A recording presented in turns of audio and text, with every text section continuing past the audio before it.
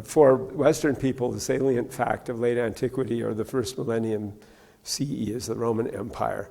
Yet in the Near East, this fact was not as salient because there was also the long-standing, powerful and civilized Iranian Empire divided into three phases by the names of the ruling group. So 550 to 330 BCE, the Achaemenid Empire, famous or infamous because of its clash with the Athenians and with its very well-known King Cyrus, who appears in the Bible, and Darius, who sent the forces to Marathon, and Xerxes, who got completely discomfited by the Athenians. This empire, nevertheless, was it was by far the largest state that had appeared until that time, and has, on the whole, a rather good press historically, in spite of having clashed with the Greeks, for being internally multicultural and tolerant. After that, there's the more obscure Parthian Empire that restored the independence of Iran after the Greeks had occupied it under Alexander the Great, and then that was replaced by the Sasanian Empire. And these names simply refer to the ruling families. In each case, it's the same Iranian state that persists.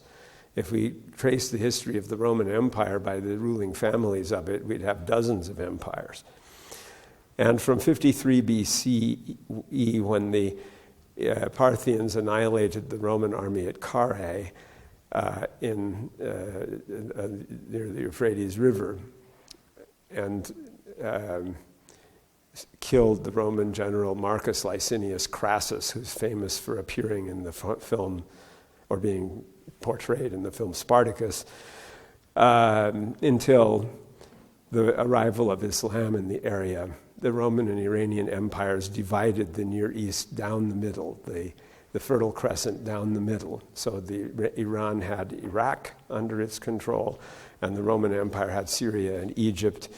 And this fact, this division, remained a tremendous political and cultural fact for almost 700 years.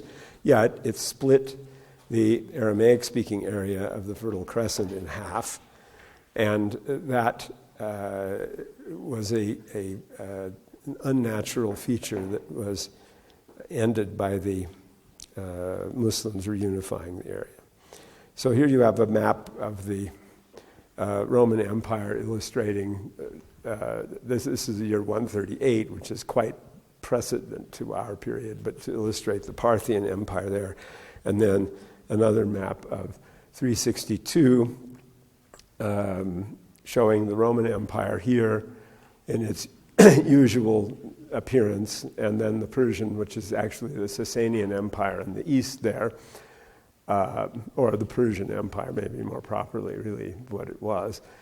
And although this map appears to show the greater size of the Roman Empire, the Persian Empire had quite a dense population, especially in Iraq, and although never as big as the Roman Empire quite, nevertheless was not conquered by Rome, and these two remained the historical fact in the area. Now, if you have maps that just show the Roman Empire that, say, would cut off the map like here along in this area, well, say if you had a border up and down from where the arrow is, then the Persian Empire appears sort of like Persian Empire or Persians, a decoration on the east. They think, oh, those are just like the Germanic barbarians in the north or something, because if you're viewing it from the Roman Empire as the center, then the Persians just seem like a decoration.